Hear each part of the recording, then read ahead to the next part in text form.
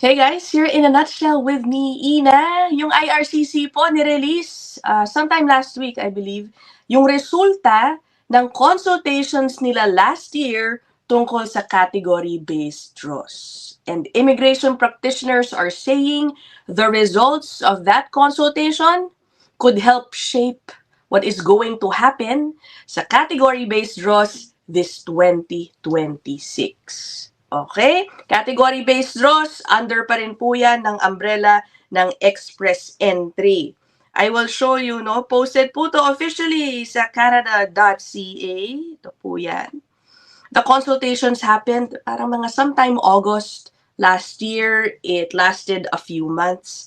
At ito na po. Okay, may summary na tayo kung ano ang sinabi, ano ang input ng iba't ibang mga kinonsulta from members of the academe, business organizations, immigration practitioners, advocacy groups, at marami pang iba. Para mga 3,000 yata yung inputs na nakuha ng IRCC for this. And again, susuriin natin ito, hihimayan natin yung important results because again, ang sabi ng ilang immigration practitioners, maaring ito ang isa sa mga pagbabatayan ng IRCC sa mga idodro sa category-based draws. Okay? So, ito po yan, ano? Pero, screen grab ko na, guys, yung mga charts, graphs, which I think are more relevant for our discussion. Let's have a little refresher first, ano? Ito po yung current categories under the category-based draws. Ano ba yan? Parang napaka-redundant ng sinasabi ko. Okay. So, meron pong 10 categories.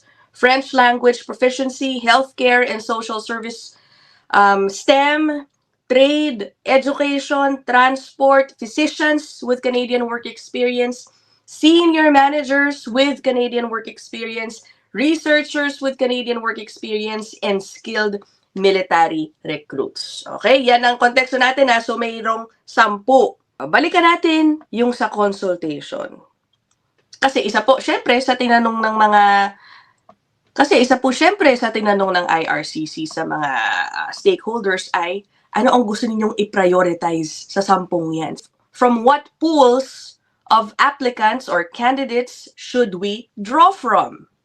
Puntahan natin, ito na, no? Una sa lahat, kinlarify ng IRCC na 3 ang kanilang main economic priorities sa pagdodraw dito sa category-based. Ito po yung 3 yan, okay?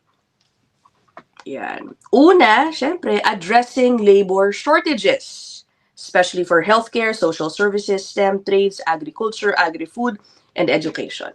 Pangalawang priority, support yung economic growth through francophone immigration outside Quebec. Ibig sabihin, pag-draw ng mga taong proficient sa French at ilagay sila sa mga lugar outside Quebec. Okay, at ang pangatlo daw na economic priority, facilitating leadership and innovation. Kaya raw nandyan yung categories na senior managers, military recruits, and scientists and researchers. Tinanong po yung mga stakeholders, dyan sa 3 priorities na yan, ano ang dapat number 1? Ano ang pinakamahalaga para sa inyo? At ito ang sinagot. Almost 3/4, okay, of the respondents said na ang category-based draws dapat ginagamit to address labor shortages. 74% ang nagsabi niyan. Sumunod, sabi, dapat, okay, leadership and innovation, 59%. At, interesting data, ang least priority ng respondents dun sa sinasabing goals ng category-based selection, ay yung francophone immigration. Only 32% said na dapat yan ang i-prioritize. So, merong mas specific information tungkol dun sa addressing labor shortages. Ang sabi ng IRCC, okay, if we were to use the category-based draws to address labor shortage, saang category dapat ang unahin? Which one? Ito ang top priorities na gusto. Okay? Kumbaga, the stakeholders are saying these are the sectors where migrant workers are needed. Okay? 76% said sa healthcare and social services. 61% sa STEM. Naku, alam ko, ang dami nagtataka. Ano, kailan ba magiging mas regular ang pag-draw ng STEM? Okay, tapos sunod, trade, 60%, agriculture and agri-food, 56%, and then education, 56%. What I find very notable here is yung interest ng stakeholders sa Francophone draws. Kasi yung kanilang sagot runs contrary sa plano ng IRCC. If we look at the immigration levels plan of IRCC, yan talaga, yung Francophone draws ang clear priority. And in fact, from this year up to 2027, 2028 din yata umabot ba doon, pataas ng pataas yung allocation nila dyan. Okay, but the stakeholders are saying, hindi nila masyado feel, mas gusto nilang i-prioritize yung iba. Sabi dito, French language proficiency, yung support for Francophone immigration is only at 33%. There's an explanation here. While some saw benefits, many questioned the economic relevance of the Francophone immigration priority and the space dedicated to this priority. Kasi nga, malaki ang allocation dyan and it grows every year. Yung sinasabing kino-question yung economic relevance. Kasi po, ang nangyayari ngayon sa French draws, mababa yung CRS scores. Okay? So, ang impression is, marunong lang silang mag-French, but are they skilled? Okay? Because in effect, with the lower scores, it would appear you are getting low-skilled workers, marunong lang sila mag-French. Okay, yan ang debate dyan sa issue na yan. Next chart, ito po. Okay. Tinanong daw yung respondents for their views on the need to continue to prioritize candidates eligible to each of the 2025 categories in 2026. Okay? Ito talaga ang gusto nilang i-prioritize. Yung dark blue ang titignan natin. Dark blue ba ito or dark green? Okay. So, ang great need ay nasa healthcare and social services. Sumunod dyan yung STEM, tapos yung trades, sunod yung agri, panglima yung education, at again, huli ulit yung French language proficiency at 17%. In fact, kung titignan nyo yung pinakababa, yung French language proficiency, may 40% yung parang nude color. 40% said there is no need at this time to conduct draws sa French language proficiency. The clear winner, kung baga, na para sa mga respondents, ito talaga dapat ang prioritize, and I agree, yung healthcare and social services. Again, 57% said may great need dyan, and only 10% said na may no need. So, there's another question, sabi dun sa respondents. Kung tayo ay kukuha ng mga tao sa category-based draws, do you prefer na sila ay nandito na sa Canada? Or okay lang ba sa inyo na nasa labas ng Canada? Ito po ang kanilang sagot. Dun ulit tayo.